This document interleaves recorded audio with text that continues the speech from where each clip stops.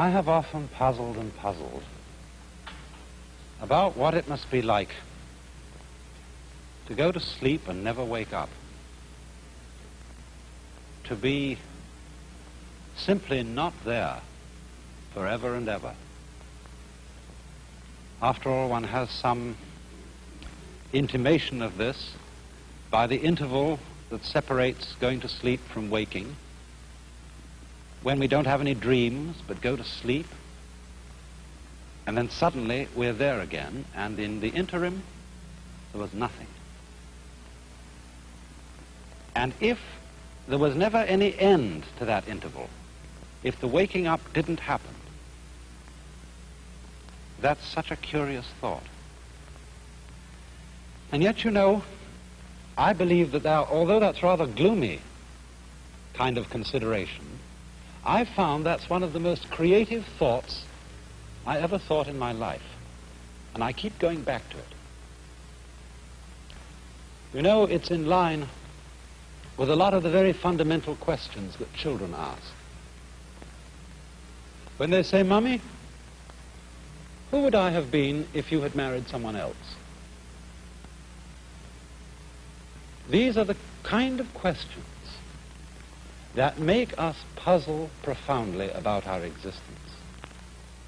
And one of the reasons why I think thinking about not being, about total non-existence, is so creative, is that in comparison with that thought, the fact that we are seems kind of queer, incredibly odd. But you know, in the Western world, I suppose we have two dominant ideas about what happens to us when we die. There's the old-fashioned idea that after we die, we go to another world. I say old-fashioned, not to say it's out of date. We don't know what the answer to this is. But that's the traditional answer of the Western world. When you die, you go to another life. Maybe heaven, maybe purgatory, maybe hell, who knows? I think nowadays, though, the more general idea, the more plausible idea to many people, is that when we die, we just cease to be. That's all there is to it. But we're inclined, I think, to have in our minds a picture of this, which indeed is depressing, of being shut up in the dark for always and always and always, to be kind of buried alive in a blackness, where we are blind, deaf, and dumb, but somehow still conscious. But in the Eastern world, there are different ideas of this. The major Eastern idea is what is generally known as reincarnation, of going through life after life after life in an endless series, a process that is represented in this Japanese print of the Wheel of Life, the Buddhist Wheel of Life. This painting was lent to me by Mr. and Mrs. Imamura of Berkeley in California. He used to be the priest of the Berkeley Buddhist Church. And it shows the wheel of stages of existence through which beings pass, clutched by the great demon of impermanence. This is rather an unusual representation of the Wheel of Life. Perhaps some of you have seen these before. They usually have 6 divisions in the central part of the wheel here, and this one happens to have 5, and it's the Chinese-Japanese version of the Buddhist Wheel of Life, whereas I think prints in books, I know there was one some years ago in Life magazine, usually show the Tibetan version. But what we have here, and I think what I'll do, is I'll explain, to begin with, the popular interpretation of it, and then go on to see what more philosophical Buddhists think of it in a deeper way. These then are the 5 or sometimes 6 realms of existence through which, as I said, beings pass through their various lives. We could start here, for example. This is the human world. And then next to this is the world of the Devas, D-E-V-A, which we would translate into English as angel. Then this is the world of the animals. This is the world that is sometimes called the hells, only that's not quite a correct term for it. It should be called the world of the purgatories, because in this scheme of the universe, there is no everlasting state. There is no everlasting heaven and there is no everlasting hell. The demon of impermanence clutches the whole thing, and they all terminate. Next to the hells, there is the realm of what are called pretas, P-R-E-T-A. They are frustrated spirits, sometimes shown with very large stomachs and very tiny mouths, enormous appetite, but very small means of satisfying it. And the idea is, you see, that in the course of his development, the individual goes through life after life. If he does well, he ascends towards the heavens. If he does ill, he descends to the hells. Or he may fall from the human state to the animal state, or fall from the human state to the state of the ghosts. But the point that has to be remembered in the Buddhist idea of transmigration or reincarnation is that you can never stop anywhere. You may ascend to heaven, but what goes up must eventually come down. You may descend to hell, but what goes down must eventually come up. And so one goes on and on, moving through these various worlds until, in Buddhist ideas, you become sufficiently awakened to become a Buddha, one who is released from the wheel, and who does not fall anymore into the sequence of rebirths, but enters the eternal state of nirvana. Now, if you will look closer again, you will see that there are a number of figures round the outside of the wheel. And these represent what is called the 12-fold chain of dependent origination. That is to say, they are a series of links which form what might be called the sequence of life. They are, as it were, a schematic diagram of the force or the process that keeps this wheel rotating.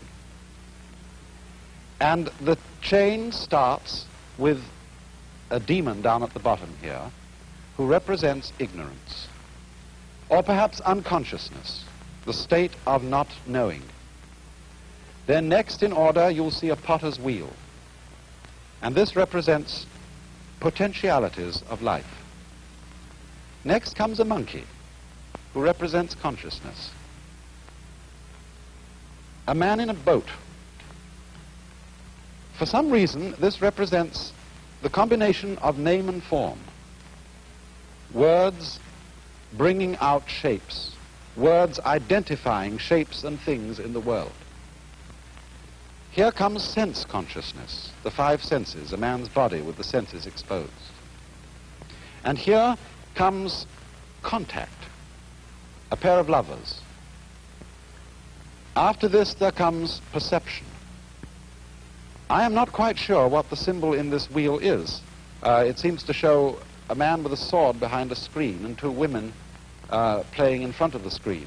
The usual symbol you find here for perception is a man with an arrow in his eye, showing the pain involved in the perception of the world. The next in the link is desire. It shows a woman with twins. The next one here is called grasping, and that shows a man with a basket into which he is trying to get the fruits of life. And then as we come over round the wheel, we get a figure which means growth. I think this is one of the gods of prosperity, but it means growth, the fullness of life. Here is birth, a woman in parturition. Here is old age. And then, although the final stage of the links of dependent origination, as they are usually drawn, shows this one as the last and calls it old age and death, in this particular wheel they've been spread out so that you get old age, grief. No, excuse me, this is sickness. Old age, sickness, death, grief, compassion, suffering, and again back into ignorance. Here's another figure of ignorance, the camel being led by a blind man. Now, what I want you to notice particularly about this is that the chain represents what is called in Sanskrit the process of karma. I'm going to write that word because it's very fundamental to an understanding of this whole problem. Karma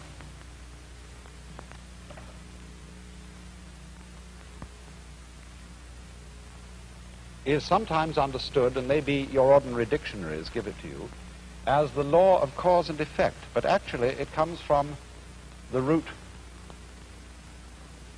kri, which in Sanskrit means to act or to do. And the basic idea of karma is that it is action which always involves the necessity for other action. As the Buddha once expressed it, this arises, that becomes. Now, this isn't quite the same thing as cause and effect. It is rather the idea of linkage. For example, when I pick up this brush, I lift it by one end, and the other end comes up. Now, we could say this is cause and effect, although this would be a rather cumbersome way of thinking about it. I could say, for example, that the coming up of the brush at this end is the effect of the cause, my lifting it at this end. But we don't ordinarily think so complicatedly about it. We think in a simpler fashion, namely, that to pick up this end is also to lift up that end because it's all one. So in the same way, Buddhists and Hindus who follow the idea of karma believe that life and death involve each other in the same way that the two ends of the brush, lifting up one involves lifting up the other. So in this way, living involves dying. We wouldn't say that the cause of death is birth, but birth and death go together and they are inseparable. And so if we will look again for a moment at the wheel, we can see that there are these important phases of it altogether. Here it ends with the sequence of pictures representing death and suffering and its attendant grief, ending in the blind man leading the camel and the demon, which together represent ignorance or unconsciousness. But once again here we have the potentiality of life and then the monkey representing consciousness. All these things are looked upon as linked and therefore inseparable. And thus, you see, we don't look upon ignorance as the first step or the first link in the chain from a chronological point of view. We only start numbering the steps of the chain here because one has to begin somewhere when one's talking.